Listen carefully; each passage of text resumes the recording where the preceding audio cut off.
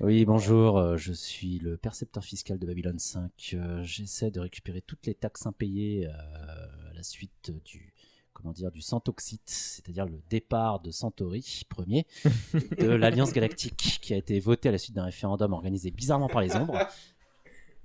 Ça va ou pas? Je m'entends pas du tout. C'est bon, ça marche? Vous vous rappelez? Quand vous étiez enfant. Votre émission de télé préférée. Vous vous amusez encore aux jeux vidéo, je parie. J'ai passé l'âge de ces conneries. Je te propose un voyage dans le temps. C'était là dans le temps, c'était un tube. Cela me rappelle un tas de souvenirs. Je suis trop vieux pour ces conneries, moi aussi.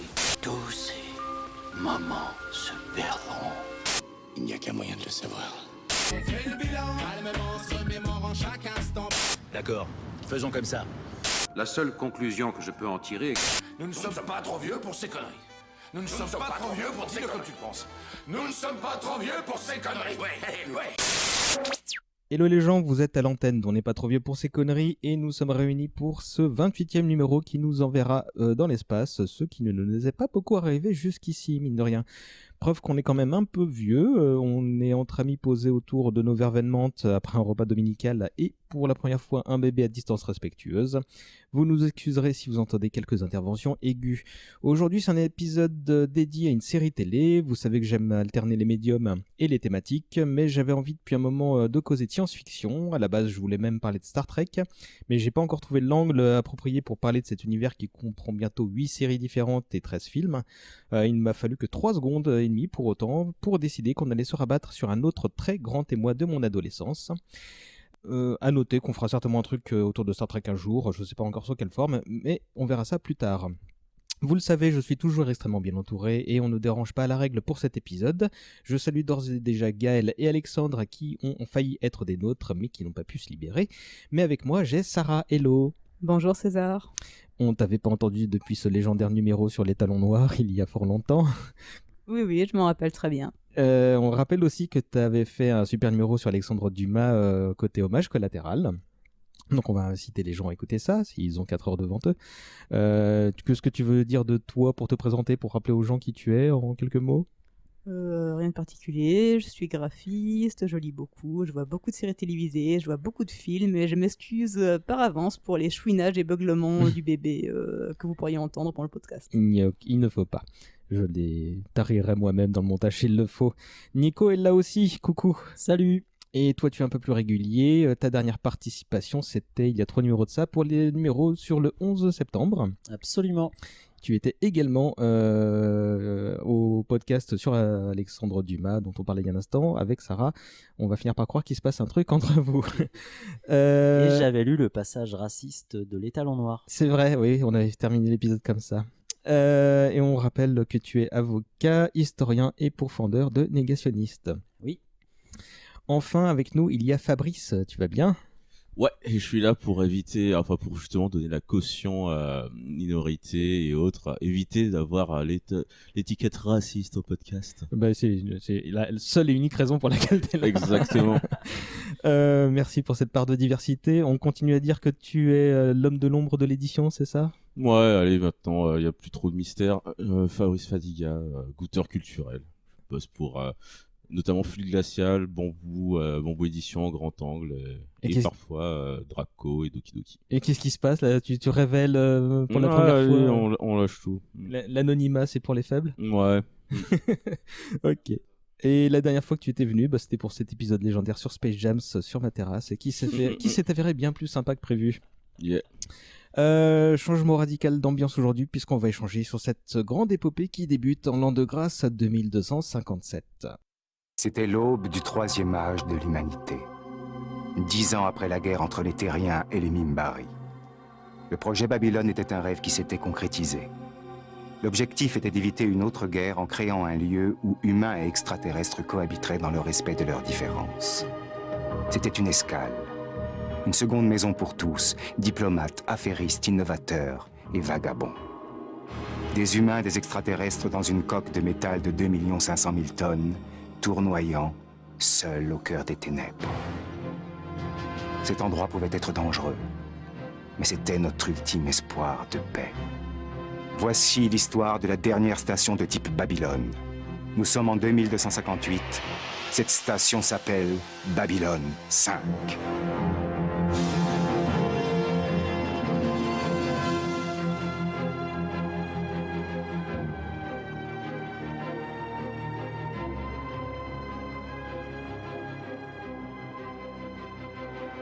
Babylone 5, série diffusée entre 95 et 99 sur Canal+. Certainement pas l'œuvre de SF la plus incontournable qui soit, mais pour moi un putain de monument du genre.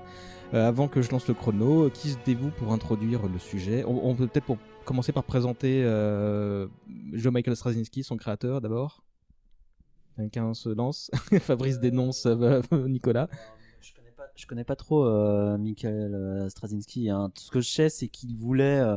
C'est un scénariste américain à la base, hein, il me semble, et il voulait, notamment dans les années 80, faire une suite à la série V, consacrée à une invasion extraterrestre des États-Unis, par des extraterrestres fachos d'ailleurs. Et mais ce projet n'avait pas vu le jour. Il me semble que Babylone 5 a succédé à ce projet. Par ailleurs, il avait fait une série que j'avais beaucoup aimée quand j'étais pas ado, mais gamin, qui était Captain's Power et les soldats de demain. Voilà, je retiens jamais le nom du capitaine parce qu'il y en a tellement plein.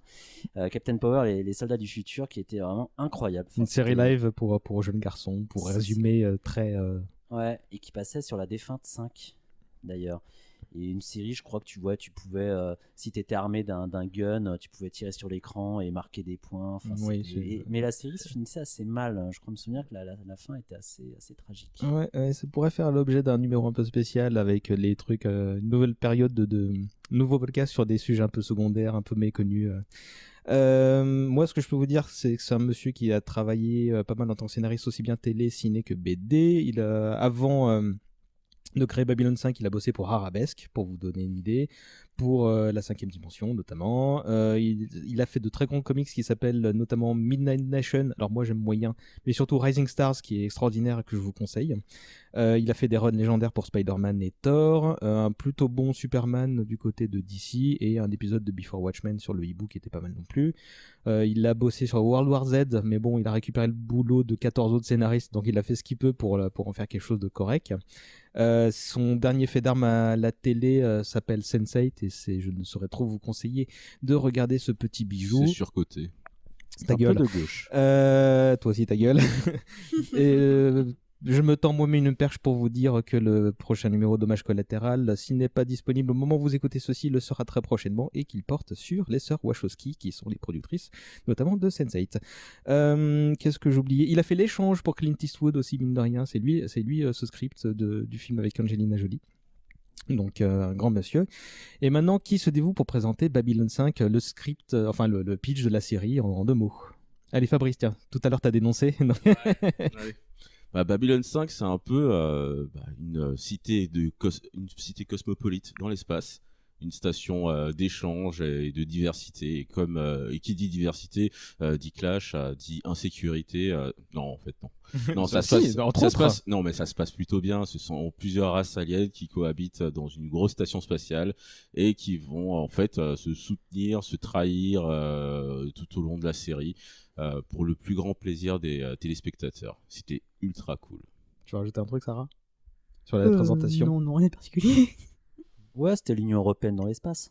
Franchement, c'était une station spatiale au 23e siècle. Ouais, il y avait l'Union arabe aussi en même temps, l'Union africaine, l'Union chinoise. Mais c'est vrai que les races s'affrontent, mais il y en a 2 en particulier qui semblent dominer le jeu et qui semblent être les véritables joueurs d'échecs, dont les pièces ne sont autres que l'humanité et d'autres peuples extraterrestres. Et ça, c'est l'intrigue qui nous est servie beaucoup plus tard, parce que c'est une série qui a fait 5 saisons, qui raconte donc cette espèce d'ONU de l'espace, si on peut dire. Avec des conspirationnistes, juste.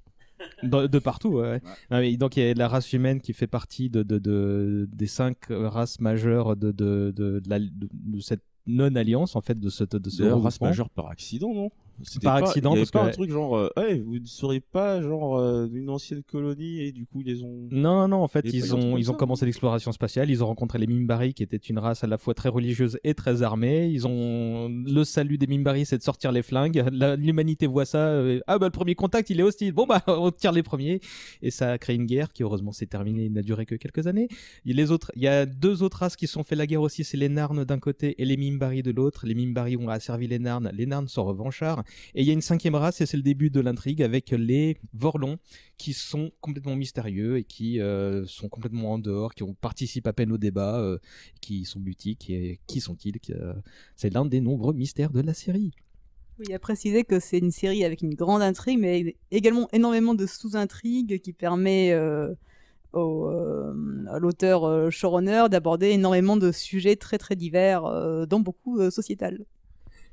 Et ceci étant dit, je lance le chrono si ça vous va. Je rappelle très rapidement qu'on a 1 heure de conversation devant nous et qu'on devra conclure quand on entendra le gong, comme d'hab ou presque. C'est parti. Est-ce qu'on entend le timer ? Oui, on l'entend, c'est parfait. Bah écoutez, question traditionnelle pour commencer. Dans quelles circonstances vous avez découvert cette série ? Quels sont vos souvenirs ? Et je vais commencer par Sarah. Alors moi, c'est peut-être un peu particulier parce que je l'ai découvert vraiment sur le tard, c'est-à-dire alors que j'étais déjà adulte. Donc, je pense que la plupart des gens ici l'ont découvert quand ils étaient adolescents, voire enfants.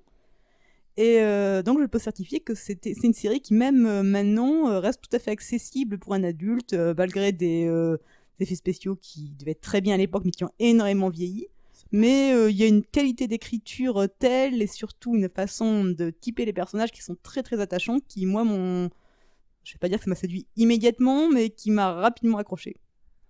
Et dans quelles circonstances t'as découvert la série du coup ? Enfin, à quel âge, si on peut préciser ? T'étais déjà... Je l'ai découvert il y a une dizaine d'années, donc j'avais la vingtaine, et une personne qui n'est pas loin et avec qui j'ai certains rapports me l'a fait découvrir. C'est ma sœur. Vas-y Nico, toi. Je l'ai découvert sur Canal Plus un dimanche après-midi par hasard. Tu étais l'un de ces bourgeois qui avaient Canal Plus. Ouais, non, j'en chiais, j'étais Henri IV. non, vraiment.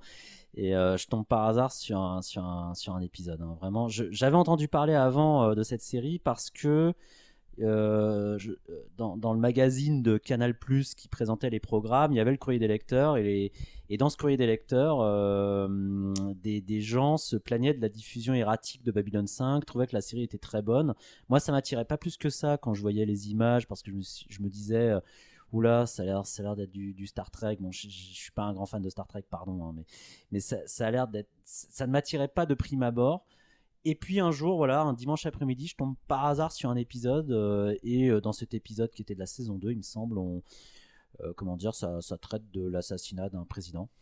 Et forcément, ceux qui commencent à me connaître savent à quel point je m'intéresse à ce type de thématique. Et du coup, je commence à accrocher. Je trouve que c'est plutôt bien écrit. Les personnages sont intéressants. Et je me dis, tiens, il y a une intrigue que j'aime bien, mais qui dépasse le cadre de ce seul épisode. Et je commence à regarder. Et à ce moment-là, j'ai jamais lâché. C'était quelle saison, du coup ? La 2, forcément. Ah, ok. Ouais. J'ai raté toute la saison, hein, du coup. Sinclair, tout ça, je l'ai vu bien après. C'est pas si grave. Ouais, Sinclair, il est nul. Et t'avais quel âge ? Ça a été diffusé en 95, j'ai dû voir en 96. Bah oui, si c'était la diffusion 97, 96, 97, je vais avoir 20 ans. Non, 18, pardon. 17, 18 ans, ouais. D'accord. Fabrice. Moi, je l'ai vu aux alentours de 9-10 ans, je crois, vers 96 ou 97. Donc pareil, pendant la diffusion télé, quoi. Ouais, et moi, c'était sur Canal+, mais Canal+ Horizon, parce que je viens d'Afrique, je viens d'ailleurs. Et c'est le label, comment dire, partout sauf en France, c'est ça ? Ou un truc du genre C'est-à-dire Canal+ Horizon. Ah oui, c'est comme ça qu'ils appelaient la version délocalisée. C'est ça, c'était vraiment le truc où c'était une sorte de melting pot de leur programme. D'accord. En fait, c'était pas exactement Canal+, mais c'était on va dire le meilleur de leur programme qu'on retrouvait au Maghreb, en Afrique et peut-être dans d'autres spots. Moi, j'ai juste l'expérience de mes potes du Maghreb. Et je matais ça les midis. En fait, c'était sur la case, la tranche horaire qui diffusait Alerte à Malibu précédemment. Et en fait, un jour, je me suis posé, espérant voir des prouesses de sauveteur, et je suis tombé sur cette série. Quelle déception. Ah ouais. Je vais rembourser l'abonnement. Et ouais, c'était une claque parce que. Et t'es tombé sur le premier épisode du coup ou... Ouais, c'était vraiment ça. C'était il lançait la série et oh, qu'est-ce que c'est. Et truc super cool. Je suis pas un méga fan de SF. Star Trek, j'aime pas trop. Star Wars, je tolère. Et seulement grâce aux Clone Wars. Shocking. Dark Vador, c'est quelqu'un de moyen. C'est pas grave, laissez-le terminer. Ouais, je tolère. On le frappera après l'épisode. Et en fait, là, ce qui m'a vraiment marqué, c'est le côté politique direct. Et étant d'une famille un peu politicienne et tout, et j'aime vraiment ça. Dès qu'il y a 2-3 personnes qui tirent des ficelles, dès qu'il y a des lobbies, moi mes yeux s'illuminent, et voir ça dans l'espace avec des créatures un peu cheloues, ça m'a tout émoustillé. Famille politicienne ou politisée? Un peu des deux. D'accord. Ouais. Et il y avait Ivan. On va y venir.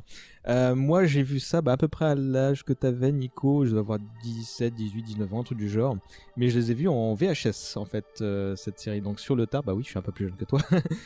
C'était Pierre-Yves Pivoine, je sais pas si tu te souviens de lui, qui m'avait bassiné avec ça. Alors moi, pour moi, c'était un nom, Babylone 5. J'en connaissais pas grand-chose. Et il me l'avait très bien vendu à une crêperie. C'était dans une rencontre organisée par Star Wars Universe, donc nos agissements d'antan. Et il avait vraiment la totalité des VHS, donc des sacrés gros coffrets.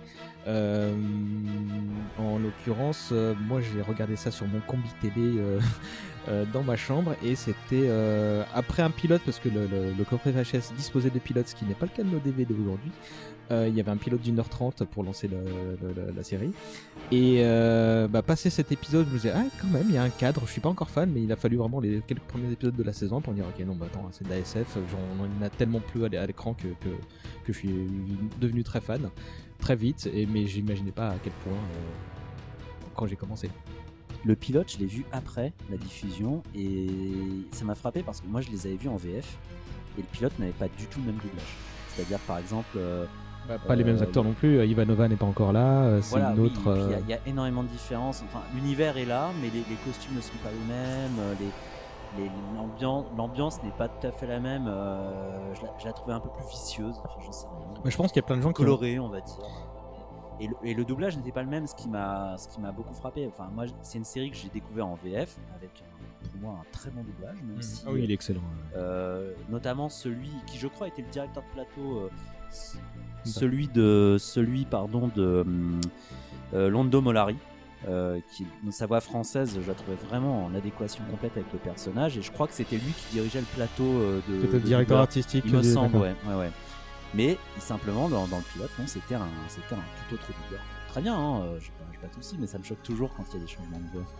Mais je pense qu'il y a plein de gens qui n'ont pas vu ce pilote d'1h30 qui a plein de défauts. Tu l'as vu toi, ça? Moi je crois ne pas l'avoir vu, ça me dit rien, franchement. Quand on commence la série, la station est déjà là, le Vorlon Koch, l'ambassadeur justement de la race un peu mystérieuse, est déjà là, tandis que dans le pilote, en très résumé, ils vont accueillir Koch. Et c'est un événement parce que c'était la dernière grande race qui est censée rejoindre donc cette espèce de tour de Babel de l'espace. Et il y a un attentat contre lui. Et on se demande comment c'est possible, parce que on ne sait pas à quoi ressemblent les Vorlons, donc la race qu'ils représentent, parce qu'ils ont une grande armure. Et donc c'est un Woodenite qui a fait ça, comment c'est possible. Et on se rend compte que c'est un Minbari, donc la race guerrière et religieuse, un dissident, je sais pas trop quoi, je sais plus pour quelle raison. Mais tout l'enjeu de l'épisode, c'était bah oui, mais un Minbari ne ment jamais. Donc pourquoi ce truc-là? Et donc c'était très assez long. Il y avait plein d'imperfections aussi bien. C'est le seul épisode qui est un peu faible, parce qu'après on va voir que des épisodes sont super bons. Mais c'est un épisode intéressant à voir, ne serait-ce que pour voir la production value qui évolue entre le pilote et le vrai début de saison, quoi. Ouais, puis on s'interrogeait qui peut avoir intérêt à tuer l'ambassadeur d'une race qu'on ne connaît pas. Donc voilà, c'était aussi la question qui dominait l'épisode. C'est dispensable, mais c'est intéressant. C'est très dispensable. Ouais. Qu'est-ce qui vous a plu dans cette série? Vous pouvez entrer dans le détail, là, en l'occurrence. Vas-y, Fabrice. C'est pour que je dise Ivanova. Non, j'avais déjà oublié. Il y a d'autres trucs, mais ouais, commençons par Ivanova, honneur aux dames. Personnage ultra badass. qui dépasse même son cadre de femme, on va dire, forte. C'est pas la femme pitbull, c'est pas le personnage des années 90, c'est un peu caricatural, qui a un bandeau, des gros muscles. C'est pas Vasquez, quoi. Ouais, non, mais je kiffe quand même. Mais elle était vraiment complète, elle avait des grosses punchlines trop stylées. Je me rappellerai toujours de cet épisode un peu plus loin dans la série où tout part en couille et la saison, je crois, s'ouvre sur des sortes de pirates, des contrebandiers qui arrivent, qui commencent à la menacer. Elle fait si on se tape, au pire on fait un match nul. Ils font mais au match nul t'as ton petit vaisseau de merde. Et là, t'as toute une flotte qui arrive derrière, et elle, en fait, c'était la tête de lance. Elle était tellement badass qu'on pouvait l'envoyer seule contre n'importe quoi. Elle avait de la gouaille, elle était forte. Bon, outre ce personnage. Alors, je vous propose qu'on fasse une séquence personnage préféré dans un second temps, mais outre les persos, Fabrice. Outre les persos, la construction des épisodes qui était vachement cool, le design des costumes. En fait, c'était un peu comme ce truc des couleurs de sabre laser ou autre. On pouvait deviner ce que faisait un personnage par son costume. Enfin, il y avait un vrai chara design. Pas seulement que dans les costumes, mais dans les maquillages. Ouais, dans les maquillages, c'était vraiment cool. On avait envie de plonger. Enfin, en plus, c'était une période où il n'y avait pas Internet. On avait vraiment envie de plonger dans le lore. Savoir comment ils en étaient arrivés là, pourquoi ces personnages-là se détestaient, pourquoi ils se regardaient comme ça, c'était quoi ces trucs. C'était complètement dingue, et cette cohabitation complètement folle à une époque où je commençais à me questionner sur la géopolitique. Je passais mon temps à checker des vieux bouquins tout pourris sur pourquoi la Palestine, machin chose, et cette série répondait un peu et faisait un peu écho à tout ça. Des races qui sont obligées de cohabiter alors elles sont fait des coups de pute à une époque. C'était super intéressant, et aussi parce que la bagarre c'est cool, les combats spatiaux étaient vachement stylés. Je trouvais leur vaisseau ultra cool. J'ai reproduisé en pâte à modeler les chasseurs ou les vaisseaux les chasseurs, les Star Fury. Ouais, j'ai trouvé super cool. Ce sont des... Je préfère même quasiment certains X quelque chose. Je savais que t'allais dire ça. Sarah? Alors, moi, je sais que t'as dit qu'on parlerait des personnages plus tard, mais je veux parler des personnages en général quand même. C'est-à-dire que je trouve, comme j'ai déjà dit en début de podcast, qu'il y a une caractérisation des personnages qui est incroyable. Je crois que c'est une des rares séries télévisées, voire peut-être la seule, où aucun personnage ne m'agaçait.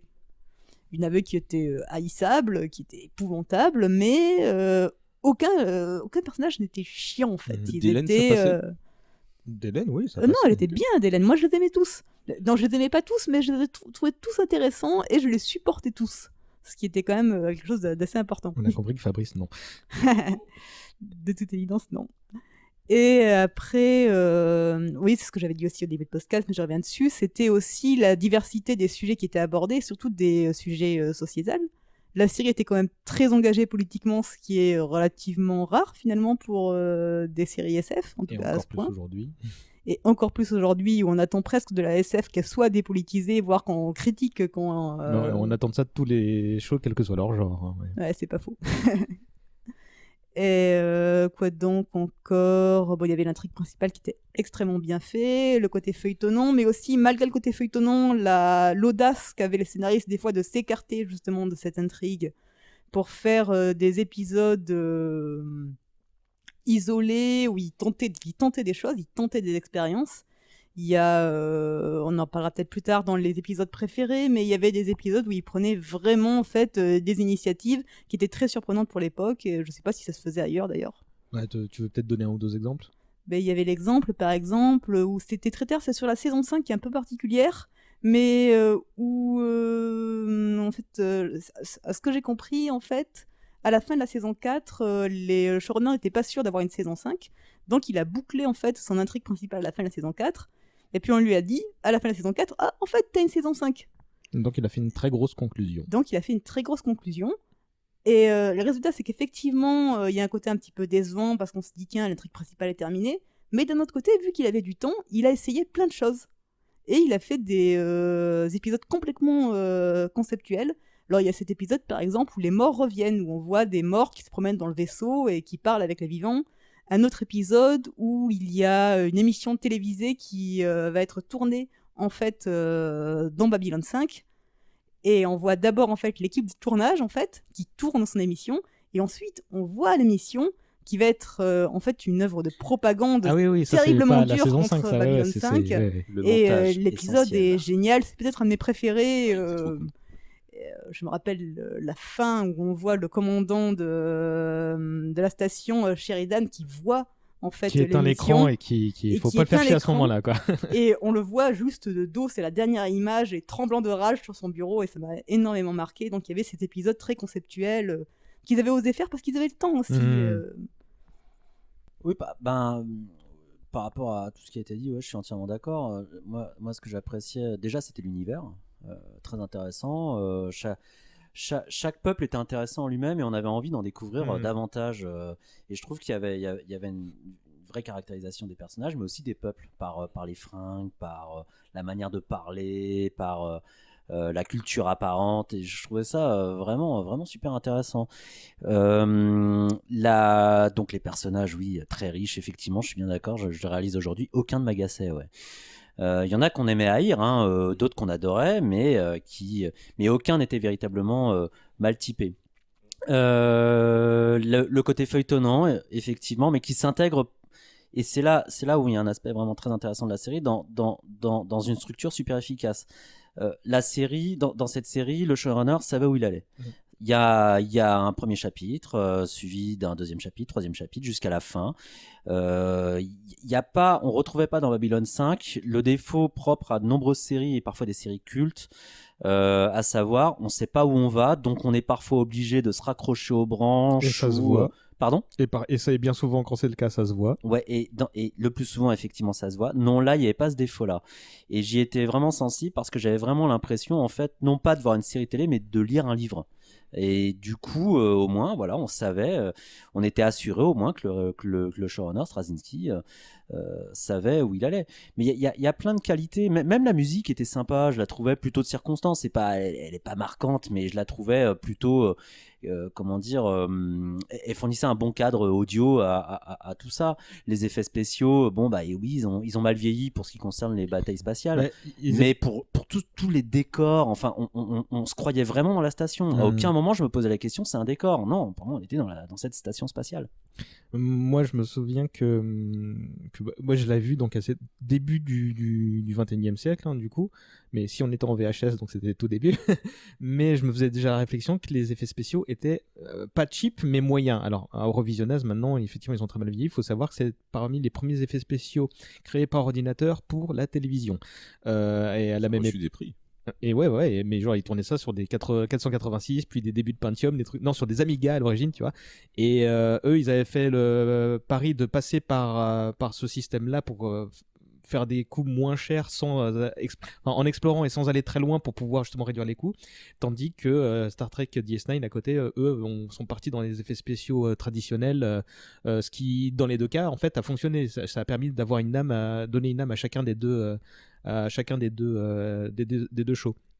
Mais moi, alors je suis d'accord avec tout ce que vous avez cité, la VF qui était excellente, mais je n'ai pas regardé cette série en VO. J'ai la construction qui est géniale, donc 5 saisons. On a une saison 1 qui est une grosse introduction, la saison 2 qui est un début de milieu, la saison 3 qui est un milieu avec le point d'orgue avec toutes les intrigues qui s'entremêlent. Saison 4, on arrive à la fin. Saison 5, grosse conclusion comme on a dit. Donc c'était tout simplement parfait en la matière, même s'il a dû rebondir et faire face à des possibles annulations. T'as dit un truc ? Le côté politique, je crois que ça a été dit, mais le côté politique était vraiment bien montré. Je crois que j'ai jamais vu ça dans une série américaine, surtout à l'époque. J'ai jamais vu quelque chose d'aussi engagé, d'aussi pertinent. Il y a même une réflexion sur l'histoire avec un grand H. Il y a un épisode notamment où on voit en fait quel sera le leg mémoriel de tout ça. Fin de saison 4. Ouais, et on voit, et c'est un épisode auquel je songe assez souvent, y compris quand je fais mon boulot un peu d'historien, où on voit finalement, mais l'histoire se construit totalement différemment de la réalité en définitive. Elle peut être instrumentalisée, elle peut même donner lieu à de futures fake news, mais il y a ce fameux épisode, je crois, qui conclut la saison 4, qui est absolument... Et qui aurait pu conclure la série s'il n'avait pas été renouvelé, qui est méga ambitieux, parce qu'en fait, il est très... J'allais dire doux amer, mais il est beaucoup plus amer que doux. Extrêmement cynique. très très acide comme conclusion. Si c'était terminé là-dessus, ça aurait été vraiment violent. Parce qu'il montre, il n'y a rien qui va à l'encontre du message de cet épisode, parce qu'il montre ce que va retenir l'histoire de la station et de ses personnages, jusque dans des milliers d'années dans le futur. Bah, c'est comme si Éric Zemmour parlait du Seigneur des Anneaux, quoi. C'est-à-dire que il y a un peu de ça quand même. Il y a des historiens un peu extrémistes qui n'arrêtent pas de casser Sheridan en disant bon, il a peut-être été manipulé par les Minbari. D'ailleurs, il était avec l'autre là, d'Hélène, etc. Donc ça explique pourquoi il a fait certains agissements contre la Terre. Je trouvais ça mais vraiment incroyable. Je me disais mais la série aurait pu s'achever de cette manière-là. Ça faisait vraiment très fin de série et je trouvais ça très très amer, effectivement. Finalement, d'ailleurs, la fin de la saison 5 va être beaucoup plus douce, d'ailleurs. Le dernier épisode est très, très émouvant, mais il est... Si ça s'est terminé sur l'épisode de la fin de saison 4, je pense que ce serait vraiment resté en travers de la gorge. Fabrice ? C'était toujours sur le côté politique, avec... on parle beaucoup des Minbari et autres, mais les Centauri, c'est une des races... je crois d'ailleurs que c'est grâce à eux que les humains sont autant développés, non ? Oui, les Minbari leur ont vendu. Les Centauri, les Centauri leur ont vendu de la technologie du voyage spatial. Mais c'est pour ça que je disais que c'était les humains, c'était une race un peu au hasard, parce que les Centauri ont cru que c'était une ancienne colonie. Je suis en mode, vous êtes un peu comme nous, on se ressemble un peu. Allez, on vous donne ça. Et c'est comme ça que les humains se sont retrouvés dans le game. mais c'était censé être leur sauce. Mais c'était pas du tout manichéen, en fait, parce qu'on se dit à chaque fois il y a deux blocs avec des nations qui se sont détestées, mais dans l'eau, les deux nations, humains et Minbari, du coup ont créé des accords diplomatiques, tandis que l'autre continue, les Narn et les Minbari de l'autre côté continuent, et les Centauri de l'autre côté continuent de se détester, parce qu'il y a eu des... Parce que les Centauri c'est vraiment une sale race, en guillemets. En fait, c'est terrible parce que dans la construction de la série, on a l'impression que c'est un empire, c'est vraiment un empire de bâtards qui ressemble un peu à, on va dire, toutes les puissances coloniales un peu sales. C'était ça qui était. Je dirais pas qu'on vous pardonne, mais soit on organise des podcasts ensemble et tout ça, y a pas de souci. Mais les Centauri avec les Narn, c'est un peu l'histoire de de toutes les puissances coloniales occidentales dans des pays X ou Y. Ils sont arrivés, ils se posent, ils pillent les richesses et ils se barrent parce que les personnes sont pas trop contentes et surtout parce qu'il y a quasiment plus de richesses. Et c'est pour ça que les Narn sont aussi vénères derrière. Mais c'est clairement ça qui était mis en cause dans la série. Mais ça explorait plein de trucs. Ça explorait donc la politique et donc les politiques avec plusieurs prismes, que les victoires sont faites par les vainqueurs et comment ils pensent, qu'en pensent les vaincus. Et surtout, truc super intéressant, les Narn qui avaient été donc colonisés par les Centauri ont fait pareil derrière en se disant putain, on en a marre d'être les serpillères de l'univers. Maintenant qu'on a récupéré 2-3 trucs en les volant à gauche à droite et qu'on est devenu puissant, on va coloniser d'autres peuples et leur faire subir ce qu'on a subi. Donc c'était ce côté non manichéen qui me faisait vraiment kiffer. Sachant qu'au début, je crois que les Narn, ils sont un peu les méchants de l'histoire. C'est-à-dire qu'ils sont devenus à leur tour impérialistes, esclavagistes, oppresseurs, parce et qu'ils avaient dit, c'est devenu des vraies crevures, vraiment. Voilà, parce qu'ils ont été eux-mêmes colonisés. Mais à la base, je crois me souvenir que G'Kar, il est pas forcément sympathique. G'Kar, alors c'est mon perso préféré, j'en parlais tout à l'heure. Mais au début de la série, c'est le personnage que tu ne peux pas ne pas détester, en fait. Et on va voir son évolution. Plein de bagarres. Tu voulais rajouter un truc, ça ? Juste pour revenir à ce fameux manichéisme, c'est que les Centauri, effectivement, qui pourraient passer pour les bâtards de l'espace, quand même les deux représentants des Centauri dans la série, c'est-à-dire Londo Mollari et son serviteur Vir Koto. Donc l'ambassadeur et son premier serviteur sont deux personnages qui vont être extrêmement marquants et finalement très sympathique, même si Londo est assez ambigu. Ils sont super chill. Mais ça va être le cas de chacune des nations et de chacun de leurs représentants. Et c'est ça que j'aime beaucoup, c'est que on a une espèce de table ronde où les 5 espèces sont représentées. Et donc ils essaient de trouver comment exister dans l'espace, en fait, mais chaque nation a ses propres divisions, ses propres problèmes. On voit les Terriens arriver dans l'enjeu, dans l'échiquier politique de la galaxie, et ils sont très cohérents avec ce qu'on peut attendre d'eux, à savoir qu'ils sont ambitieux, ils veulent être partout, etc. Pourtant ils ont failli mourir parce que les Minbari ont failli tout simplement détruire l'humanité. Ça s'est joué à une dernière bataille et on sait pas pourquoi les Minbari, alors qu'ils étaient sur le point de gagner, un des gros mystères. C'est un des mystères. Ouais. Qui est génial à découvrir. Et au dernier moment, lors de la dernière bataille, j'ai dit non, mais c'est bon, on abandonne et vous avez gagné. Les Minbari qui apparaissent comme donc des sages, mais qui peuvent être belliqueux si jamais on les cherche, parce qu'il y a une caste guerrier, une caste de guerriers, une caste de religieux et une caste ouvrière qui est un peu en retrait. Les Narnes, bon bah c'est un peuple en reconstruction revanchard, et les Centauri, donc c'est clairement l'Empire romain qui essaie de conserver son avance.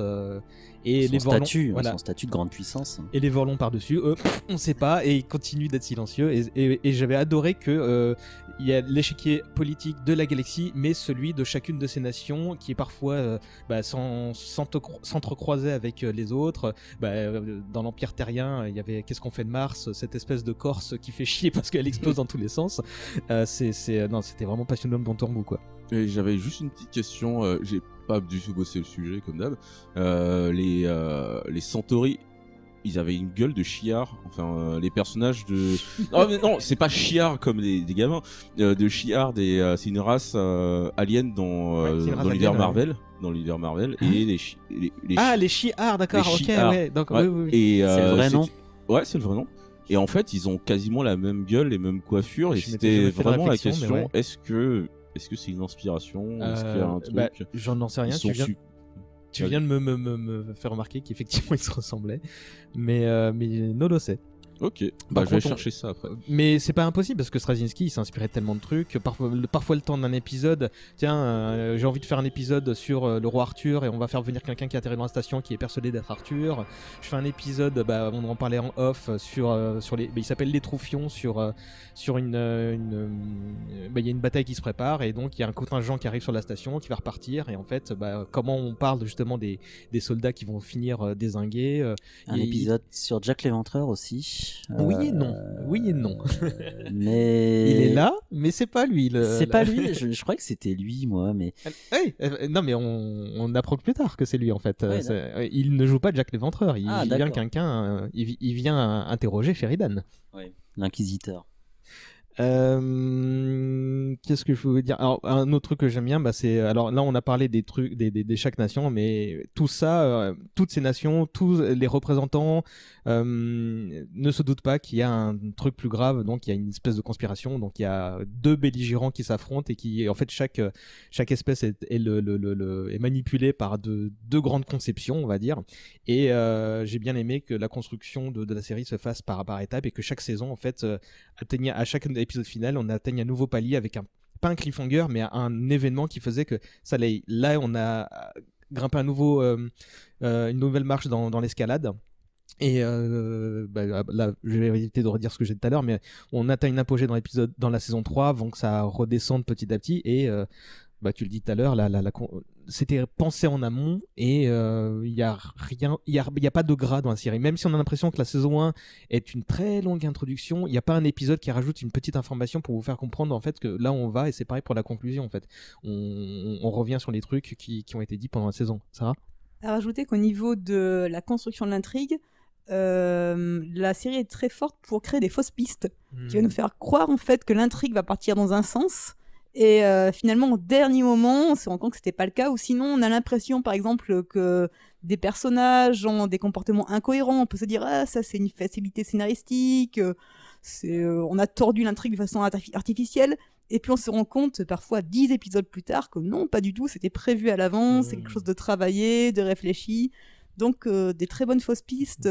On croit notamment, on peut craindre un moment que la série parte en une sorte de combat manichéen entre le bien et le mal, méchant extraterrestre, gentil extraterrestre. Saison d'après, et non. Et puis finalement, on s'est planté, c'est beaucoup plus intelligent que ça, et c'est toujours un plaisir. La bonne nouvelle en tant que spectateur, c'est qu'il n'y a pas de gentils.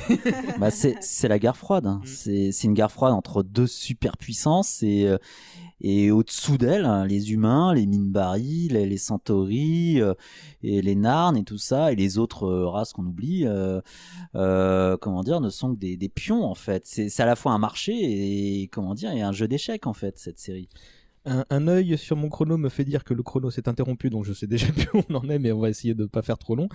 On va faire la séquence des personnages préférés. Donc Fabrice, t'en as eu un, Nico?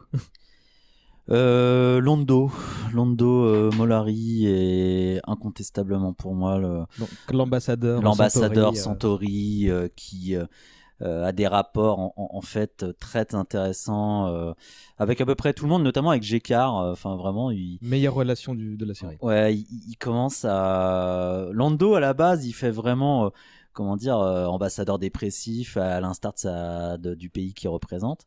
Et puis il va gagner en consistance, il va gagner en noirceur aussi. C'est quelqu'un qui est un jouisseur, qui est un profiteur, qui rigole beaucoup. Et en fait, on apprend que c'est quand même un très grand patriote, un homme d'État qui n'hésite pas d'ailleurs, en fait, qui va pas hésiter à trahir à un moment, à franchir la ligne rouge pour sauver son peuple. Il agira toujours pour son peuple, d'ailleurs, jamais dans son propre intérêt. Il a une ambition très patriotique, en fait. Et j'aime beaucoup le personnage parce qu'en fait, tout ça, il l'a pas cherché, en fait. Ça lui a été servi comme sur un plateau d'argent, en fait. Et il est lui-même la victime de ses propres décisions, en fait.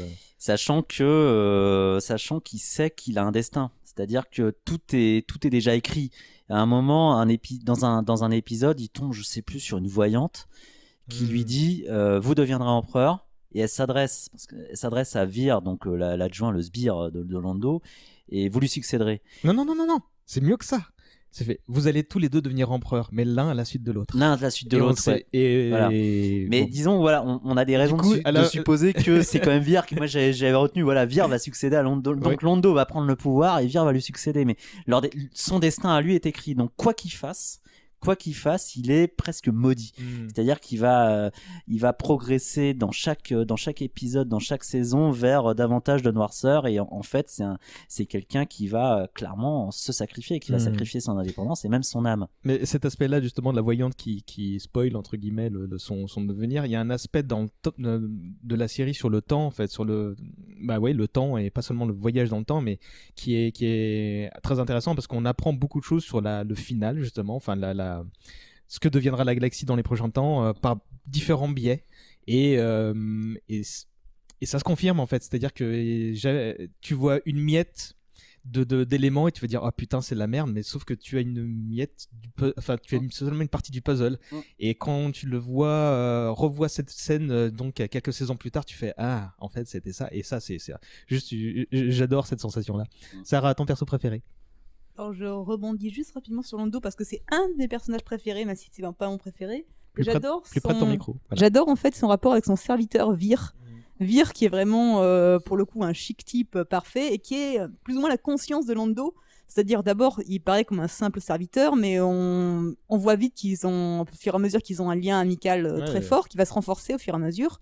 Et c'est vraiment lui qui le retient en arrière. C'est-à-dire quand Lando commence à mené à la fois par l'ambition et le patriotisme, commence à déconner, on va dire, Vir est toujours là pour le revenir, pour lui rappeler en fait ce qu'il veut vraiment faire.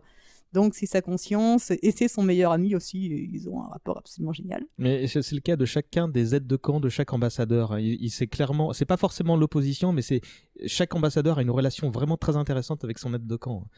En fait, c'était mon king. Mais au niveau personnage préféré, je pense que Garibaldi, c'est le gars sûr. En fait, c'est une sorte de Krillin dans cette histoire. C'est le chef de la sécurité de. Oui, mais c'est une sorte de Krillin. C'est le gars cool par excellence. Il a pas de nez. Si. Un peu chauve, mais un nez, ouais. Mais c'est un peu le Philippe Marlowe qui devient chef de la sécurité dans une grande institution, il est ultra cool. En fait, c'est le mec qui a tout compris. Effectivement, il n'a pas de hautes fonctions comme la plupart des personnages. Mais il a su comprendre tout le monde, savoir où se placer et il désamorce tellement de situations dégueulasses. Ce qui l'empêche pas d'être victime à un moment d'une machination. Ouais. C'est comme Sarah disait tout à l'heure, il y a des fausses pistes et à un moment, mais qui est-ce qui branle Garibaldi? Ah bah oui, d'accord. Oui, un jour Garibaldi devient beaucoup moins cool, mais il y a une raison à ça. Il y a une explication. C'est ça. Moi, t'avais un autre perso préféré, oui, Sarah. Ouais. Non, j'ai mon personnage préféré parce que Lando est un de mes personnages préférés, mais pas mon préféré. On va accorder un deuxième tour à tout le monde. Moi, généralement, j'aime en fait les personnages plutôt ambigus, voire les salopards complets. Et là, non, j'aime Sheridan. Et Sheridan, c'est un type extraordinaire. Il a toutes les qualités du monde. C'est un super chef. Il est drôle. Et rapidement, Sheridan, c'est le personnage principal de la série. Donc le capitaine, le commandant de la station, qui, pour la petite anecdote, n'arrive qu'en saison 2. en fait. Et il y a beaucoup de gens qui ont dit ah là là, il est fort, Straczynski, il avait prévu ça. Non, le commandant de la station s'appelait Jeffrey Sinclair et bon, pour des raisons personnelles, il a dû quitter la série, il a été remplacé. Et malgré ça, Sheridan est devenu l'un des meilleurs persos de la série et son perso principal. Et c'est pas pour rien que moi j'ai commencé vraiment à accrocher à la saison 2 parce que dès qu'il est arrivé, je suis tombée très rapidement amoureuse de Sheridan. C'est qui Sheridan ? Donc c'est le nouveau commandant de la station. Comment le présenter? Mais je dis, il a toutes les qualités du monde. C'est le meneur parfait. Alors que Sinclair était certes un grand meneur, mais il était un peu cul serré. Il avait quand même un bon balai. C'était Cyclope Sinclair. Mais c'était un diplomate, ouais, Sinclair, ouais. C'était un diplomate. Et là, on a ce type. Je sais pas comment le décrire. C'est lui, j'étais amoureuse, moi. Je le trouvais. Il était. Dès qu'il lui arrivait des choses, je compatissais à fond. En plus, il a une histoire d'amour interespèce avec Délène. Délène. Qui est l'ambassadrice Minbari. Et c'est. Pour une fois, c'est une histoire d'amour où il n'y a pas de drama, il n'y a pas de crise. Oh mon Dieu, nous ne comprenons pas. Devant ton micro. C'est une histoire d'amour qui est équilibrée avec deux personnages qui tentent de se comprendre, qui font des efforts. Et finalement, c'est très rare, je le précise, en série télévisée. Souvent, quand il y a des histoires d'amour en série télévisée, il faut des rebondissements, il faut du pathétique, il faut des disputes. Là, non, c'est des gens raisonnables qui essaient vraiment de se comprendre. Donc, son histoire d'amour est géniale. Je sais pas, j'aime Sheridan.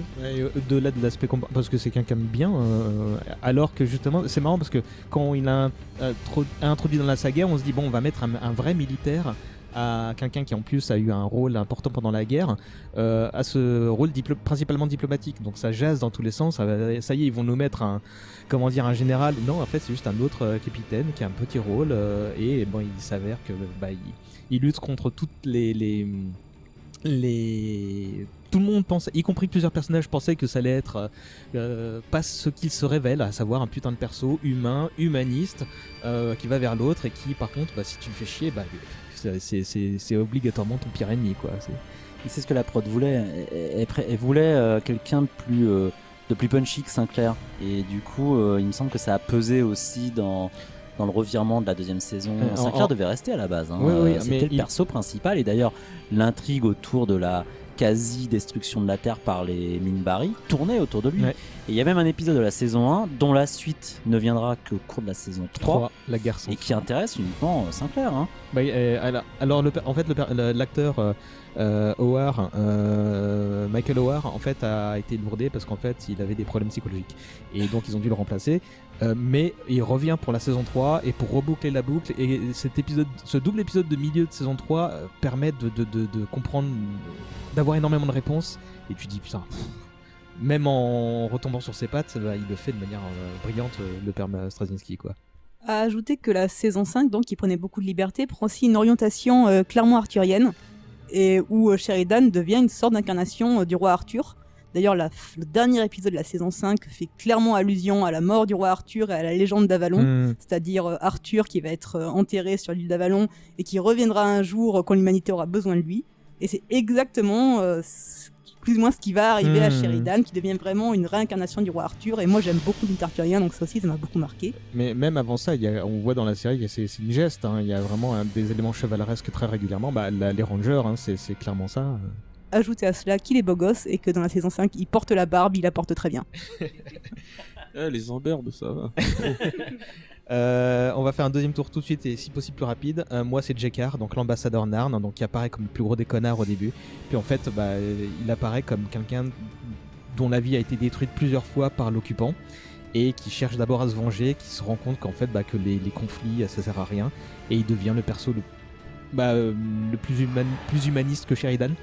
Il est universaliste parce que lui il va essayer d'aller vers son prochain, éduquer son peuple dans la paix. Il devient malgré lui une espèce de prophète puisqu'il a eu le malheur d'écrire des mémoires qui sont interprétées comme un livre religieux et au-delà de ça, donc au-delà de sa propre évolution personnelle, parce qu'il déguste mais sévèrement,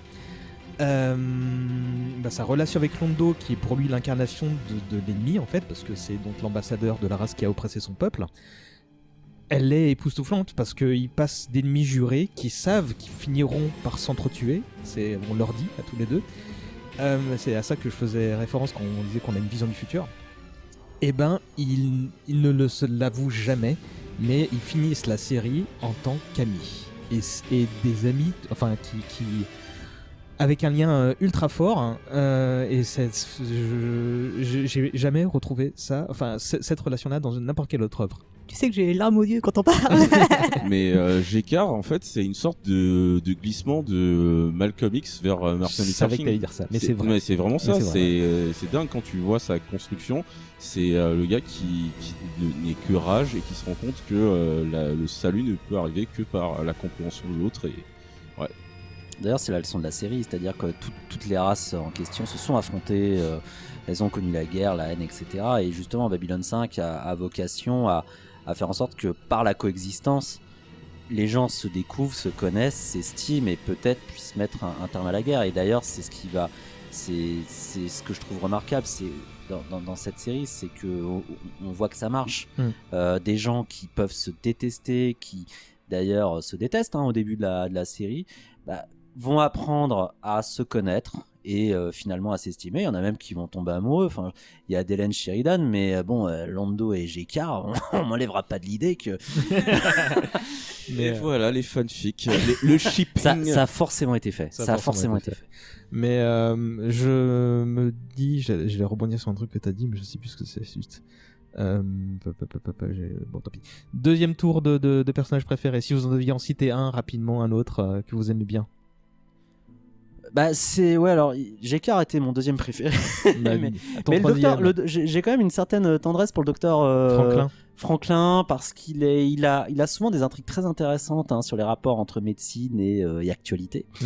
Et puis il a il a un petit côté assez pro, assez sympa qui moi me plaisait bien. Il me rassurait Franklin en fait. Il déguste aussi pas mal. C'est vrai. Mais je crois que le meilleur épisode où il déguste, où il se rend compte qu'il est bien peu de choses, qu'il est juste un humain, c'est quand il y a une race, des parents extraterrestres qui viennent sur la station pour lui demander son aide parce que leur fils est condamné.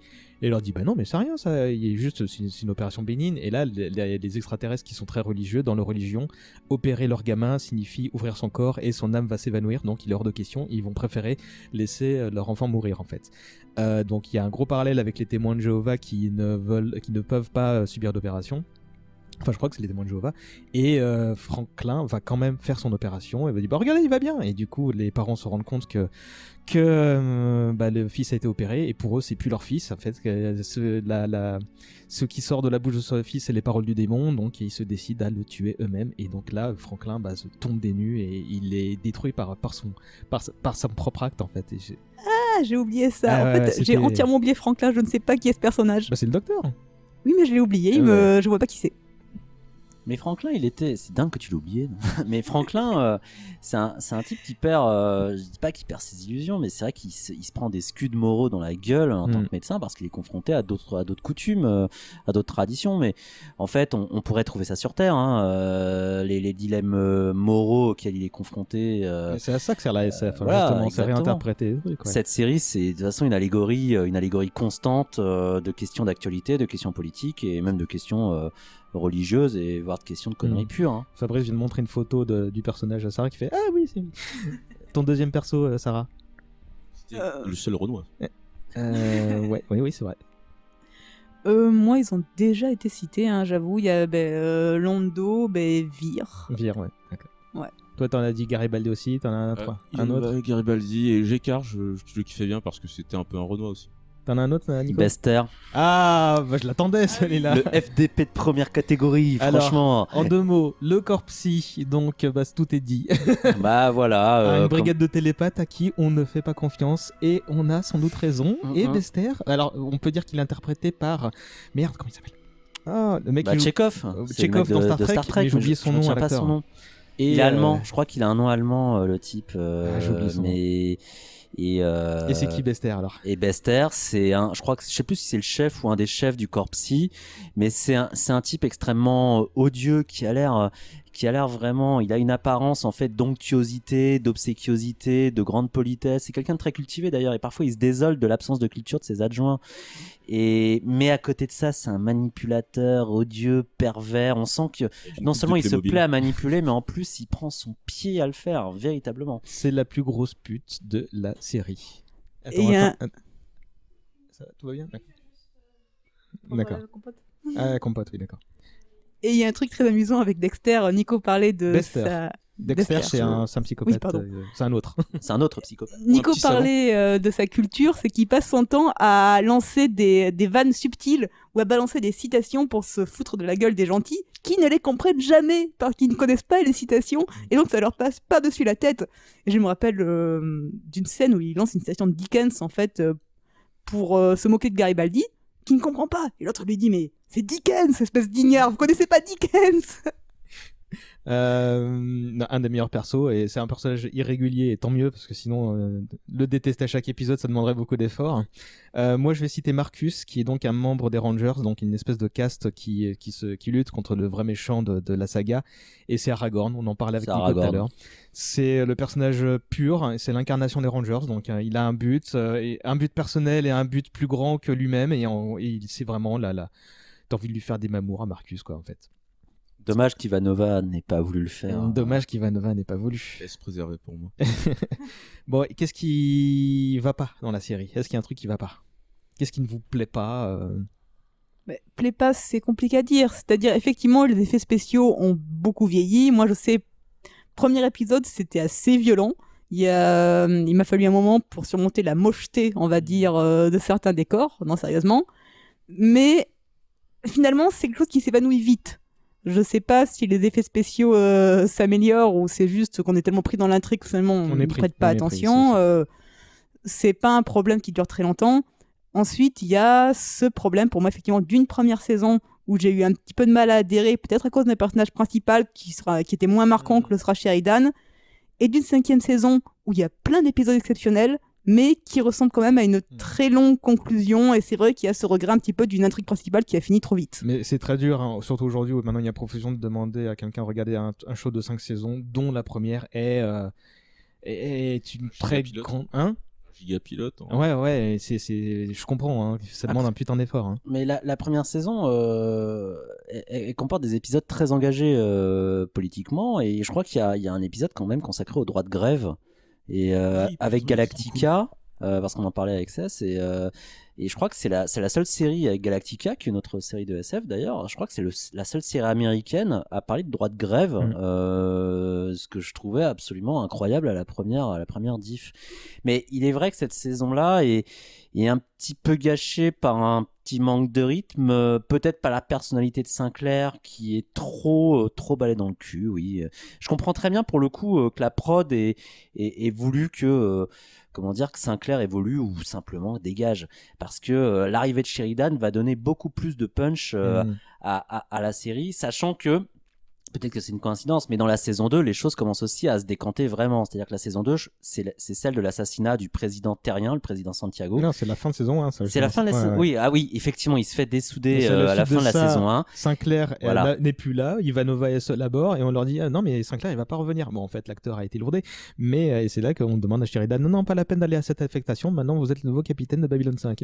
Et donc, même le spectateur, il est dérouté par tout comme les personnages. Et du coup, Sheridan arrive dans un contexte très politique, très remuant, très intéressant, avec ce mystère autour de la mort du président Santiago, mais qui rappelle le mystère Kennedy, mais qui s'inscrit finalement dans l'intrigue, et notamment dans cette fameuse guerre froide entre les Vorlons et ceux dont on n'a pas parlé jusque-là. C'est pas grave, enfin, on a beaucoup spoilé, mais s'il y a des gens qui ont été un minimum motivés par ce qu'on a dit, on va leur laisser un peu découvrir le truc. Mais tu vois, rien que ce truc-là montre le nombre d'interactions entre intrigue principale très très grosse, très longue, qui est vraiment en fil rouge, et parfois c'est à peine si tu auras un tout petit indice par épisode, et les intrigues secondaires qui fourmillent dans tous les sens et tout se recoupe. Je suis encore épaté par la dangerosité d'être Joe Michael Straczynski, d'être dans sa tête pour penser à tout ça en fait. Ça m'épate. Un épisode préféré? Alors si un ou deux, si vous deviez... Là on en a déjà évoqué quelques-uns, mais est-ce qu'il y en a un qui vous fait dire ce truc-là, il est important, pourquoi? Moi c'est vraiment du ressenti pur, parce que les épisodes étaient peut-être pas si dingues que ça. J'en citais deux, enfin c'est surtout des passages. Donc l'épisode avec les bidas qui arrivent, qui stationnent qui viennent dans la station et qui nouent des liens avec plusieurs personnages et qui ensuite vont au front. la bataille est gagnée, mais ils meurent tous. Et en fait, c'est cet épisode où tu te rends compte que l'homme n'est rien, et surtout ce sont les atrocités de la guerre. C'est le truc de This is War avec vous gargarisez de trucs super cool, mais en réalité derrière vos victoires il y a des familles qui vont pleurer, des gens qui sont attachés à ces personnes-là, ne serait-ce qu'un instant, et c'était vachement cool. Et encore un autre point, en fait, on va dire que j'ai une grosse affection pour les soldats. C'est lors d'une grosse bataille spatiale où deux personnages regardent l'espace. Il y a des chasseurs qui se tirent dessus, il y a des explosions et tout. Il y a l'explication du dans nos vaisseaux en fait il y a de l'oxygène, donc quand le vaisseau éclate, ça donne cette couleur. Donc en fait les couleurs que tu vois là s'afficher, ce sont nos hommes qui meurent. Et là tu voyais une sorte d'avalanche de petits points colorés, et c'était vraiment le truc. C'était pas juste des vaisseaux avec des explosions, c'est que tu pouvais enfin dire ça c'est un gentil, ça c'est un gentil, ça c'est un gentil entre guillemets. Et c'était vraiment ce truc de putain, la guerre c'est pas propre. Je rebondis sur un truc parce que je peux le caler là. Les scènes de bataille spatiale, il y en a quand même pas mal dans toute la série, aussi bien avec des chasseurs qu'avec des gros vaisseaux de guerre. C'est assez mou, c'est-à-dire que les personnages, enfin les vaisseaux t'as l'impression que c'est pas aussi dynamique. Qui sont stylés. C'était les phases de décollage qui étaient à peu près stylées. Ouais, non, mais moi ce qui était stylé, c'est le design de chaque vaisseau, et donc de chaque ingénierie de chaque race, parce que même si donc t'avais des gros vaisseaux qui avançaient doucement, et même les chasseurs on te montre qu'ils font un virage pour montrer qu'ils sont rapides, mais en fait c'était assez mou. Et malgré ça, j'ai trouvé que les batailles spatiales avaient une ampleur démesurée, parce que tu comprenais ce qui se passait. C'était vraiment une faute de moyens que t'avais ce que tu voyais à l'écran, mais c'était moi j'en garde d'excellents souvenirs de ces moments-là, quoi. Nico, ton épisode? Alors, il y a des épisodes et il y a une scène, une séquence. Mais pour moi, les épisodes préférés, il y a les derniers le dernier de la dernière saison, qui est un hommage au mythe arthurien. J'ai pleuré à cet épisode. Le dernier épisode de la saison précédente, de la saison 4, donc sur l'histoire, qu'on a déjà évoqué, qui est extrêmement acide en revanche, et extrêmement pessimiste, je trouvais. Et puis en termes d'intensité narrative, l'épisode où Sheridan envoie chier les deux grandes races. D'accord. Voilà. J'en dis pas plus. Foutez le camp de notre galaxie. J'en dis pas plus, mais je sais plus si c'est dans cet épisode aussi que Lando se réveille vraiment, se donne des coups de pied au cul, et voilà. Et vraiment, moi c'était orgasmique. C'est vraiment mes épisodes préférés, et pour diverses raisons.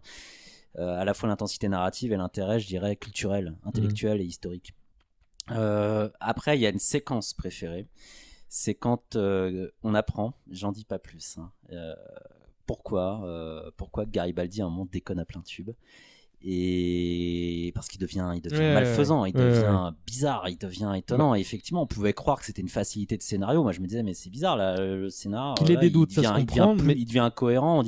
On dirait qu'ils ont voulu ajouter cette intrigue pour donner beaucoup plus de remous à cette série, mais en fait, pas du tout. Qu'il ait des doutes, ça se comprend, mais qu'il soit aussi néfaste, c'est bizarre quand même. Ouais. Et la révélation, j'étais scotché à l'écran. Je m'étais dit, mais waouh, le FDP quoi. Mais je m'étais dit, waouh, chapeau l'artiste. Mais véritablement, j'avais rien vu venir, mais rien du tout. Et en plus, c'est fait dans une espèce de huis clos assez flippant. J'en dis pas plus pour qu'on découvre, mais c'était malheureusement, c'est ma séquence préférée, puisque c'est celle qui me vient vraiment à l'esprit dès qu'on parle de cette série. D'accord. Sarah, ton épisode préféré? Ou ta séquence, ou les deux? Alors, c'est un peu les mêmes que Nico, c'est-à-dire, évidemment, malgré ce que j'ai dit sur la saison 5 qui est hors de l'intrigue principale, je me rends compte que la plupart des épisodes qui me sont bien restés en mémoire sont ceux de la saison 5. Et il y a celui dont j'ai parlé avec cette émission de propagande qui va être tournée à Babylone 5. Ça, mais c'est pas la saison 5, ça, je crois, si? Si, d'accord. C'est au moment, effectivement, où non seulement Sheridan a plus ou moins remporté la victoire, il est devenu une influence importante, en fait, dans l'alliance interplanétaire, et par conséquent très critiqué. Et Donc il y a cet épisode qui m'a énormément marqué. Il y a l'épisode des historiens qui est pour le coup F1 saison 4. Mais finalement, j'avoue, l'épisode qui émotionnellement m'a le plus touché, c'est comme Nico, c'est le dernier épisode de la série. Et c'est relativement rare, je trouve, les séries justement qui ont une fin aussi satisfaisante et aussi puissante émotionnellement. Effectivement, l'épisode fait 40 minutes. Moi, je crois que j'étais en pleurs pendant 30 minutes non-stop, au moins sur les 40. Et je sais ouais, c'est un gros spoiler, je vais pas le balancer quand même, mais c'est une rare fois où on meurt sur la destruction d'un objet déshumanisé en fait, et il y a disparition des personnages importants chez Aidan, mais il y a également disparition d'autres choses qui en soi est finalement également un personnage, et c'est très très très puissant comme épisode de fin. La saison 5 étant une longue conclusion finalement, qui a ce côté satisfaisant que certes il y a un côté un petit peu rallonge par rapport à l'histoire principale, mais ça permet aussi de terminer tous les arcs narratifs de façon extrêmement satisfaisante. Tout sauf un. Tout sauf un ? Ouais, Londo qui se retrouve dans sa nouvelle position, mais qui... Ah ouais, mais si, non, mais on sait comment va se terminer son histoire. Oui, mais c'est une porte ouverte vers une série spin-off dont on va parler dans un instant après. Mais oui, on va parler dans un instant. Je connaissais pas. Avec les gardiens. Je sais plus comment il s'appelle, mais c'est Crusade, la série des spin-off. Mais quand on parlait justement de fausses pistes, on a quand même la fin de l'histoire de Londo, à défaut d'avoir toute son histoire, et cette fin aussi, on avait des fausses pistes dessus, et ça aussi, ça va être quelque chose auquel on s'attend pas, et qui est très très bien fichu. Moi, c'est pas tant des épisodes, parce que d'autant que vous en avez cité, je pense qu'il faut qu'on cite donc le double épisode La Guerre sans fin, que j'ai évoqué tout à l'heure, qui est le fameux épisode qui explique tout Sinclair, en fait, où il revient, et là il redevient quand même il est super imposant, le personnage a changé, et on explique pourquoi et ce qu'il va devenir. Ça c'est wow. Ce qu'il est devenu. Ouais. Moi en fait il y a dans pas mal d'exemples que vous avez cités, et dans certaines choses qu'on a dites un peu plus tôt dans le podcast, moi je me dis ça c'était pathos, ouais ça fleurait, mais c'était pas grave parce que c'était des moments qui faisaient plaisir à voir. Je sais qu'il y a des gens qui me disent ouais non mais ça franchement c'est soit facile, soit il tend la perche pour juste faire la petite larmichette qui va bien. Mais moi à chaque fois qu'on m'a fait cette critique là, dans les moments que je vais vous citer, je me dis bah non mais moi j'ai bien aimé. Il y a 2 épisodes en particulier donc auxquels je pense, c'est j'ai plus les noms en tête, mais quand il y a un problème de régime du côté des Minbari, donc on pense que c'est le régime le plus sain, le plus clair, et en fait il y a un conflit entre les castes religieuses et guerrières. Les guerriers sont sur le point de prendre le pouvoir, alors que la civilisation Minbari se repose sur le socle guerrier, religieux et ouvrier. Et donc il y a un gros problème, et c'est Delenn qui va sur le point de se sacrifier pour régler la situation. Je vais pas le décrire comment, mais il y a le Conseil Gris qui est donc la haute autorité Minbari, qui est composée de 3 ouvriers, 3 religieux, 3 guerriers. Et donc le début du problème venait du fait qu'il y avait 4 guerriers au Conseil, et donc voilà, il y a eu des problèmes. Et donc après le gros bordel, les Minbari, la crise politique est passée, et le Conseil Gris est reformé par Delenn, par l'autorité qu'elle s'est donnée, quelque part, mais elle décide, tout le monde dit bon bah elle va faire l'inverse, elle va mettre les religieux en première place, et elle appelle 2 religieux, 2 guerriers et 5 ouvriers. Et elle fait un truc, bah ouais, avec nos dissensions à la con, on a failli brûler notre planète, et c'est qui va la reconstruire ? Bah c'est les ouvriers, donc c'est bien à eux d'être en première ligne. Et là tu fais, c'est même pas que t'as un discours bolchevique en tête, tu te fais putain, Front populaire. Tu peux l'interpréter comme ça, mais en fait c'est facile, mais je fais, ouais, c'est le truc que j'avais envie de voir en tant que spectateur. Et pourtant il y a des gens ici qui n'aiment pas Delenn. Et qui n'aiment pas la gauche. Et l'autre moment du genre, c'est quand y a un personnage qui prête serment à une poste de haute fonction dans la saison 5, et il prête serment sur quoi ? Sur un livre qui réunit les premières pages de chaque livre religieux de ce que va être le nouveau gouvernement en place. Tu te dis, putain, c'est facile, mais c'est bien pensé. J'ai trouvé ça plutôt charmant en fait. Je me disais comment accepter toutes les religions, toutes les croyances, toutes les croyances de chacun, et se dire non mais je vais respecter tout ça dans le nouveau, dans les cadres des nouvelles fonctions qui m'ont été données. Série de gauchistes. Ouais, totalement. Et du coup, ça, je m'en souvenais pas trop. Et le livre religieux de la Terre, c'est... Non, mais c'est pas un seul livre Harry religieux, Potter, c'est non plusieurs religions de chaque oui. planète en fait. Ok. Et d'ailleurs, en fait, Joe Michael Straczynski, c'était un athée convaincu, mais il s'est beaucoup intéressé sur les religions et en fait, il a une approche plutôt bienveillante de chacune d'elles en fait dans la série, qu'elle soit fantasmée ou écrite pour la série Comme ou tous les vrais athées. ou Bienveillante ou lucide, hein, je trouve. J'apprends qu'il est athée parce que je trouvais au contraire que la religion, je dis pas dominer la série, mais revenait assez fréquemment, puisque de toute façon tous les personnages sont un peu en quête de sens aussi. Donc il y en a qui se réfugient un peu dans la religion, d'autres qui n'arrivent pas à en sortir, et notamment le peuple des Minbari qui est complètement un peu bloqué par ça. Et donc voilà, ça c'était mes moments à moi. On a quasiment fini et vu que qu'on a fait une pause et que le timer s'est emballé, je sais plus où on en est. Donc à part vous dire deux trois petites choses. Est-ce que vous avez lu des comics ou des romans ou des trucs comme ça? Non, il n'y a pas eu beaucoup. C'est pas une série dans laquelle il y a eu beaucoup de transmédia. Je sais qu'il y a eu quelques romans traduits en français qui n'avaient pas un grand intérêt, mais il y avait notamment une trilogie de Greg Keyes, un nom qui doit te dire quelque chose, Nico, à l'époque de Star Wars, qui est sur le corps psy, qui raconte sa naissance, son ascension et sa chute. Il tombe? Ah bah écoute, je sais pas, j'ai pas Je lu. m'en souviens plus du tout. Non, mais c'est un truc original, quoi. Ouais. C'est pas. Il y avait des téléfilms, non? Il y a eu, voilà, c'est là où je veux en venir. Il y a eu 6 téléfilms, dont Le Commencement, qui est en fait un truc, comme toutes les préquels à voir après, hein, qui montre comment ça. Ça revient sur le conflit entre Minbari et Terriens, plus particulièrement. C'est très intéressant à voir. Ça n'apporte rien à part finir de relier les points, quoi. Mais c'était bien produit. Il y en avait 2-3 autres qui étaient sympathiques, mais non, un autre qui était sympathique dont j'ai oublié le nom, mais sinon les autres étaient de gros épisodes, quoi. Donc je sais pas si vous avez quelque chose à en dire dessus. Sur les téléfilms, j'ai pas tout vu. J'ai vu que au commencement ou le commencement qui est super intéressant du point de vue préquel en fait. On apprend un tas de choses, on voit des personnages plus jeunes, hein, ce qui est parfois difficile. Mais je l'ai pas trouvé formellement génial. Je trouvais que pour un téléfilm ils auraient pu peut-être davantage mettre de moyens et dans la réa et même dans les effets spéciaux, mais j'ai pas un grand souvenir du téléfilm. Niveau transmédia, il y a peut-être un fils illégitime. Enfin, je me suis plus à dire que c'était ça. Mass Effect, mine de rien, avait 2-3 petits trucs qui lorgnaient du côté de Babylon 5. Effectivement, notamment les relations interespèces qui étaient un peu plus poussées que dans les autres médiums. Et l'arrivée des Terriens dans l'échiquier de la galaxie. Voilà, les moissonneurs, etc. Qui avaient même un design assez proche de certains trucs qu'on voit dans Babylon 5. Et c'était vachement cool. Effectivement. Ouais. Moi j'ai vu tous les téléfilms et à part au commencement j'en retiens un autre qui s'appelle la Call to Arms, donc l'appel aux armes je pense, et en gros c'était le backdoor pilot, la tentative de créer un pilote pour une autre série spin-off donc qui est Crusade, où il y a un nouveau vaisseau qui combine des technologies de l'Alliance et il y a un nouvel ennemi, et c'est ce nouvel ennemi qui est un peu plus ou moins teasé dans la fin de la saison 5 justement, qui est du côté des Centauri. Sarah, c'est là où je voulais en venir tout à l'heure.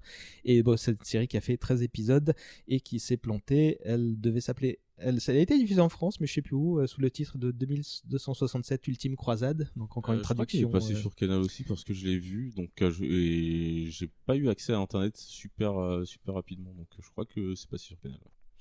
J'ai noté qu'il y a un truc qui s'appelait Legend of the Rangers aussi, qui était un truc qui se passait après. Il y avait Gekar dedans. Apparemment, ça avait l'air bien cheap. Je l'ai pas vu, mais pourtant c'était une première tentative de relance. Là aussi, c'était un pilote dans l'espoir de faire une série, mais ça s'est planté. Et il y avait The Lost Tales, qui est une espèce d'anthologie de 3 histoires que j'ai pas vu non plus et qui est arrivée encore plus tard. Mais voilà. De toute façon, il n'y a pas d'autres trucs sur Babylon 5. Straczynski a dit que si retour il avait, ce serait au cinéma ou ça ne se ferait pas. Je pense que ça ne se fera pas.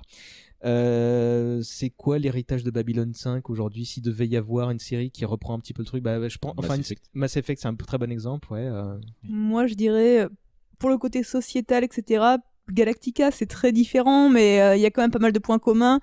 notamment le fait d'utiliser la SF pour aborder plein de sujets de politique, de société, sur la race, sur la religion.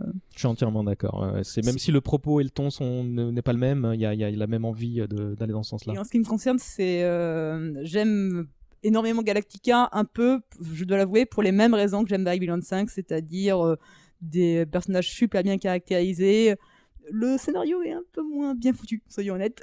Plus de longueur et plus de tirage à la ligne, mais il y a quand même beaucoup de qualités en commun. Je l'admets. Et c'est vrai que Babylon 5, avec les effets spéciaux et la réa de Galactica, là pour le coup, je pense que la série était définitivement inoubliable. C'est-à-dire que Babylon 5, quelque part, ce que je regrette, c'est qu'elle soit venue 10 ans trop tôt, en fait. Elle serait venue en 2005 et pas en 95. Je pense que pour le coup, son côté marquant ne poserait pas question.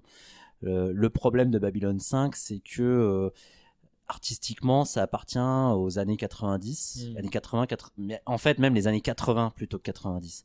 Les mouvements de caméra, les plans, etc., les effets spéciaux, même si pour l'époque ils étaient au-dessus de la moyenne, ont malheureusement terriblement mal vieilli. Et ça se ressent même davantage dans la première saison, je trouve, si bien que c'est une série qui est difficile, je pense, à amorcer de nos jours. Mais une fois qu'on franchit le cap de la première saison, qui est exigeante aussi intellectuellement, une fois qu'on franchit ce cap, je pense qu'on peut la revoir sans problème. C'est tellement bien écrit, c'est tellement bien structuré, les persos et les peuples sont si intéressants que on ne peut qu'accrocher. Maintenant, le leg de tout ça, oui, c'est pas de sitôt qu'on reverra une série aussi parfaite dans sa structure, non. C'est bien, en plus, vous avez embrayé sur la conclusion. Est-ce que ça se regarde bien aujourd'hui? Sarah avait commencé à y répondre tout à l'heure, donc c'est parfait. Et attends, une série sur des trucs dans l'espace qui plaît à un gars qui n'aime pas les trucs dans l'espace, ça montre qu'elle dépasse justement son cadre SF et en fait, elle est transverse. En fait. T'as pas vu Galactica, du coup?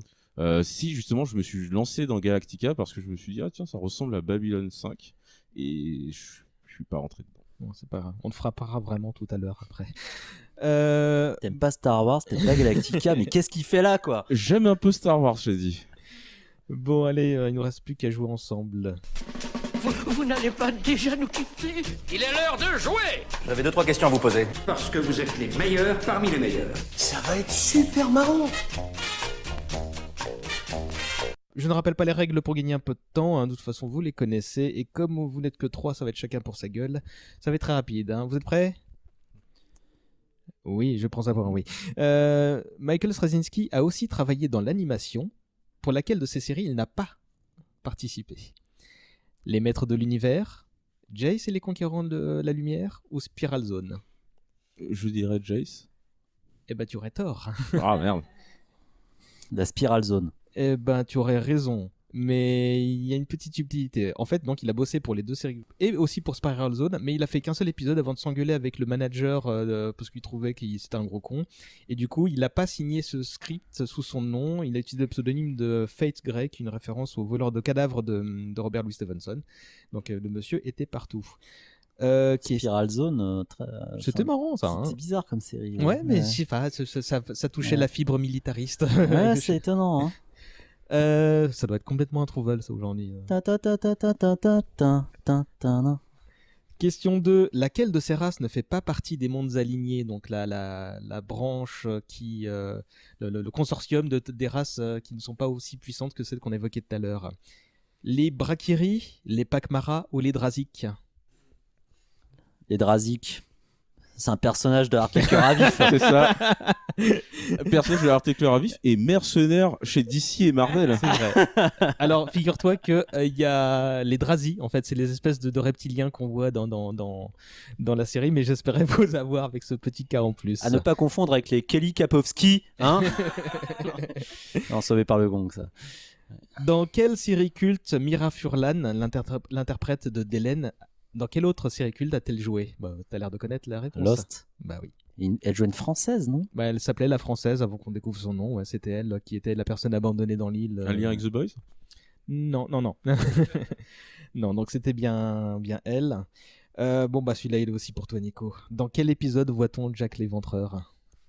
Ouais, enfin l'épisode comme The Inquisitor, je crois. Ah bah voilà, en plus il connaît le nom VO. L'Inquisiteur, je sais plus dans quelle saison c'est. Bah c'est la 2 ou la 3, je sais. Il était très bonne mise en scène d'ailleurs, vraiment pour le coup là, la mise en scène était assez éthérée et avec une fin plutôt flippante. Pourquoi ils avaient repris cette imagerie de Jack l'Éventreur. Je me rappelle effectivement de l'apparence du personnage, mais je sais plus pourquoi il avait pris. Est-ce que c'était pas un épisode d'Halloween? Parce que quand je l'avais maté, il était c'est un très épisode chelou. à part. Ça servait le propos, c'est-à-dire que c'était Sheridan qui passait des tests psychologiques, on va dire. Et selon ses réponses, la personne dont on ne sait peu de choses, qui s'appelait l'Inquisiteur et qui se révèle être Jack l'Éventreur, enlevé par les Vorlons pour servir justement d'éternel tourmenteur sans fin et sans fin, ce qui n'a pas l'air de lui faire plaisir. Bah après, Jack l'Éventreur, il revient souvent dans les séries, je dirais fantastiques, SF. C'est un personnage. Il y a un épisode comme ça mythique, dans Star Trek TNG. Exactement. Et je me suis demandé si c'était pas un clin d'œil à Star Trek en définitive, c'est-à-dire parce que l'épisode de Star Trek avec Jack l'Éventreur avait été écrit par Robert Bloch, qui est un écrivain, l'écrivain qui a écrit Psychose et qui s'intéressait beaucoup à Jack. Donc. Et je me suis demandé si c'était pas une manière de faire un clin d'œil à cet écrivain et à ce scénariste et même à Star Trek par la même occasion. Est-ce que c'était pas un clin d'œil à Jack l'Éventreur? On fait pas de clin d'œil à Jack l'Éventreur. Bon, dernière question, et là il n'y a pas de suggestion. Vous allez réfléchir 30 secondes et me donner le nombre d'épisodes de la série. Celui qui s'en rapproche le plus à gagner. 100. Nico 117. Fabrice 120. Et bah c'était 110, donc c'est Nico qui est le plus proche. Et vous serez ravis d'apprendre que Straczynski en a écrit 92 à lui tout seul. On va se passer de conclusion vu qu'on l'a sorti tout à l'heure. On vous invite à voir Babylon 5 si vous ne connaissez pas cette série, que les maigres mots qu'on a pu en dire pour la présenter un peu bordéliquement vous intéressera suffisamment pour y jeter un œil. Même si vous êtes fan de Star Trek, c'est vraiment complémentaire. N'hésitez pas. Merci à vous de m'avoir accompagné les enfants sur cet épisode. Petit tour de table pour vous dire où est-ce qu'on vous retrouve, est-ce que vous avez une actu, ce genre de choses. Fabrice? Le goûteur culturel sur Twitter. Je vais peut-être relancer le blog bientôt. Ouais. J'espère. Moi, mes livres sur la guerre germano-soviétique et la guerre du Pacifique sont toujours en vente. La guerre du Pacifique vient de sortir en poche. Sarah? Il fait un temps où j'avais un compte Babelio très actif et puis il y a un petit quelque chose qui a débarqué, qui fait du bruit à l'étage et depuis je suis beaucoup moins active, voire mon compte s'est complètement évanoui, donc on ne me retrouve pas. Aidez-nous.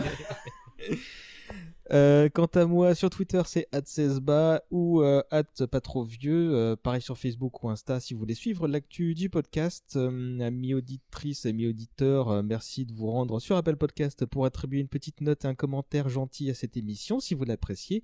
Aussi pour nous dire quels seraient les sujets qui vous intéresseraient. Merci à vous trois, je suis très content de ce numéro. Là, faut savoir qu'on va y avoir plusieurs épisodes cool qui vont arriver, des épisodes normaux, pas des épisodes spéciaux, mais dont les sujets me font très plaisir. J'ai décidé d'en imposer certains pour me faire plaisir, puisque je suis chez moi, je fais ce que je veux, et aussi parce que les prochains temps, on va peut-être avoir un ralentissement de rythme de diffusion. Je vais être un peu occupé, donc bon, on verra. Quoi qu'il en soit, le prochain épisode portera sur un film, mais une fois n'est pas coutume, j'ai demandé aux auditeurs de trancher. J'ai fait des petits sondages sur Facebook et Twitter. Il y avait 4 films en lice et ça va manifestement se jouer entre The Thing et Die Hard. Donc j'espère que ce sera le premier. Ouais. On se quitte en musique et là je suis un peu emmerdé parce que j'ai vraiment pas de morceaux particuliers en tête sur la bande son de Babylone. Si vous avez des idées, le Palmacho. Le Palmacho. Babylone. On se libère de tes chaînes, Babylone. Je vote pour. Ton Star System. Bon, peut-être. Ah oui, je pense que je vais mettre ça. Je vais essayer de trouver autre chose pour montrer Babylone, pouvait ressembler la bande son de la série. Je vais me débrouiller. Allez, merci à tous, bisous et à la prochaine. Salut. Salut.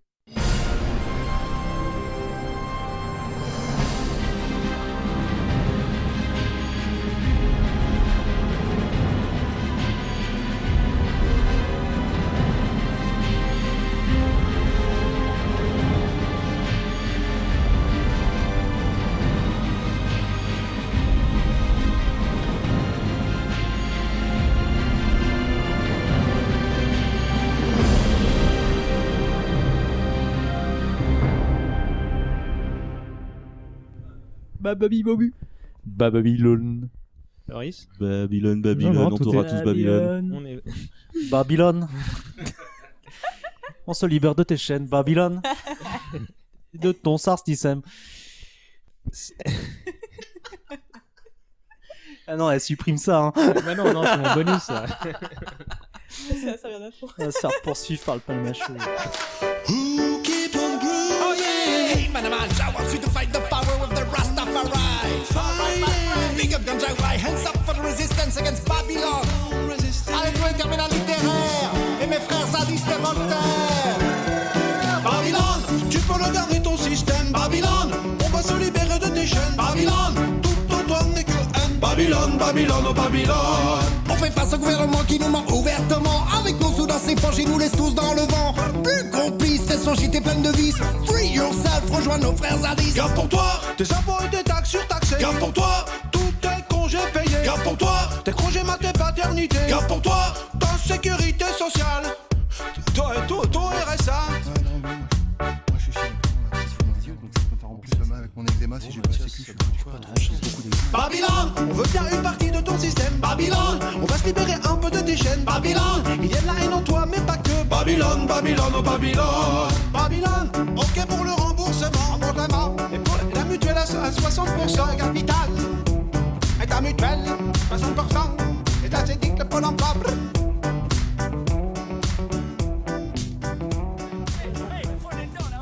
Est-ce qu'on peut parler tous en même temps pour voir comment ça marche sur mon écran, s'il vous plaît? On parle en même temps, allô, allô, allez-y, vas-y, Fabrice. Coucou, bonsoir. Disney+, ouais, je vais peut-être... Je maintiens que Bester est le meilleur personnage. Si je fais ça aussi. C'est quand même un con, faut le dire, hein. C'est quand même un gros salopard. Je désire Silence absolu.